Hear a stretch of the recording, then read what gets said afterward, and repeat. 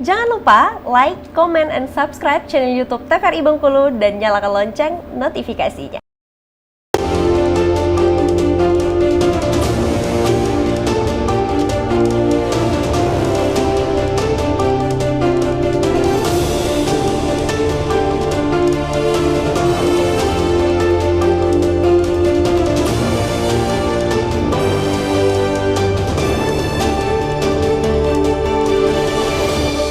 Terima kasih pemirsa, Anda kembali menyaksikan Berendo hari ini masih dengan tema kita membahas DBD dan langsung saja kita kembali ke Dr. Nanda. Kita ingin mendengarkan cerita dari Dr. Nanda terkait dengan kasus DBD di Bengkulu. Silakan Dr. Nanda, apakah pernah menangani pasien yang DBD ekstrim? Seperti apa ceritanya, dokter? Iya, pernah mengalami satu pasien dengan DBD ekstrim itu saat waktu fase saya internship di Curup ya. Curup tuh kan kalau di Bengkulu mungkin kalau DKT tuh termasuk rumah sakit yang kecil. Jadi untuk pilihan rumah sakit lain tuh lebih banyak gitu. Jadi dia mungkin yang gawat lebih banyak di rumah sakit lain. Kalau di Curup satu kabupaten cuma satu rumah sakit, otomatis pasien dari mana-mana akan ke sana. Jadi pada pasien anak-anak saat itu usianya 9 tahun. Awal datang itu dengan saya demam hari pertama. Demam hari pertama saya tata laksana untuk rawat jalan karena kondisi malam itu sudah jam 9 malam lah. Karena tidak ada keluhan lain jadi saya rawat jalan kayak gitu kan. Sudah saya edukasi untuk minum. Kemudian pada demam hari kelima kayaknya datang lagi pasien itu dengan sudah penurunan kesadaran. Nah itu yang saya tadi bilang, jadi untuk ibu-ibu di rumah selain memberikan penurun demam, otomatis juga harus menjaga asupan nutrisi itu harus cukup. Jadi supaya pasien itu tidak berada di dalam fase kritis yang berat gitu. Jika pasien itu kondisi nutrisinya bagus, cairannya bagus, pasien dengan DBD akan melewati fase kritis itu lebih bagus dibandingkan dengan pasien yang kurang nutrisi tadi, kurang cairan tadi. Nah pasien ini kekurangan cairan, jadi pada kondisi ini sangat kesulitan untuk diinfus. Pembuluh darahnya mengecil karena dia udah kolaps gitu. Nah, jadi pembuluh darahnya itu juga ikut kolaps karena DBD-nya sudah fase berat sekali. Jadi pada saat itu yang sampai ekstrimnya lagi, dokter anak, dokter bedah sama dokter anestesinya tuh kolaborasi untuk masang infus saja, dokter Lisda. Oh iya. Jadi pada masang infus di UGD saat itu. Jadi ya sampai di vena seksi, akhirnya dimasukkan infus lewat sana.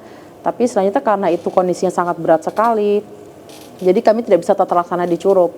Itu dikirim ke Bengkulu untuk dirawat di perjalanan Picu, lagi ya, sama di 3 Picu. jam.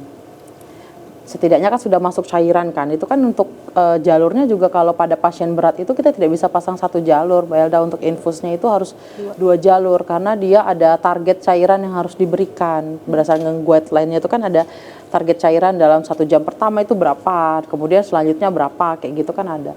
Nah, jadi pada pasien dengan DBD berat itu kita pasang infusnya 2 jalur, kemudian harus diberikan cairan, jumlahnya itu harus sesuai, menggunakan infus pump, seperti itu. Artinya itu yang pernah dokter Nanda alami ya? Iya. Lumayan ekstrim ya, saya juga mendengar sempat merinding ya. Ya itu anak-anak 9 tahun, nah cuman sayangnya sekali saya pada fase itu belum ada koneksi untuk ke Bengkulu, jadi maksudnya tidak bisa follow up kondisi anak itu.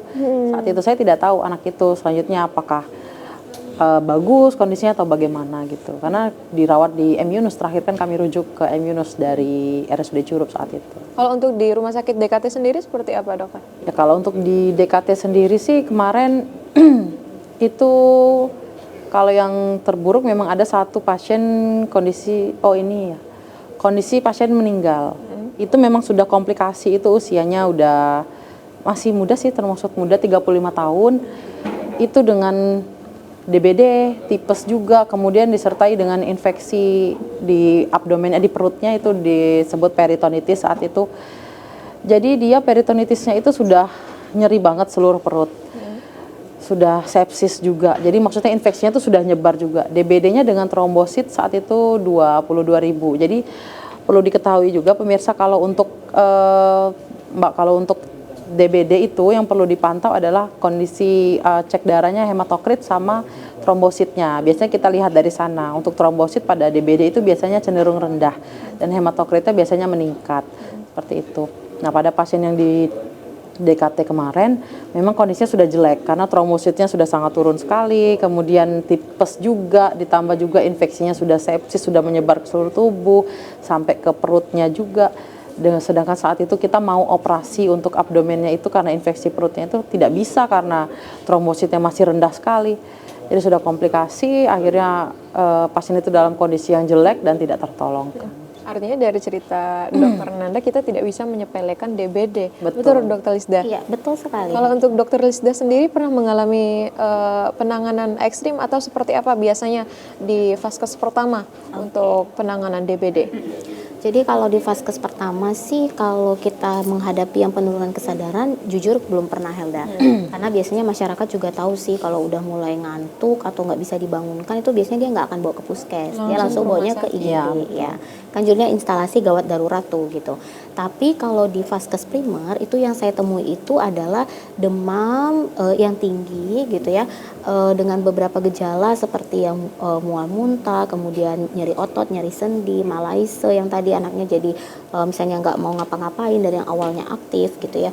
Terus juga ada beberapa yang muntah, mungkin cukup banyak ya gitu ya, di tiap dimasukin makanan misalnya dia muntah gitu ya.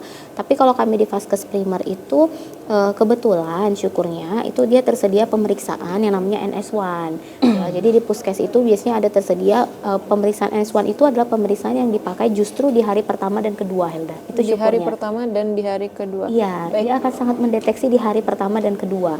Gitu. Baik, Dokter Lisda, menarik sekali dan ini edukasi yang sangat penting. Tapi kita akan tahan terlebih dahulu. Pemirsa jangan kemana-mana, terus saksikan Berendo.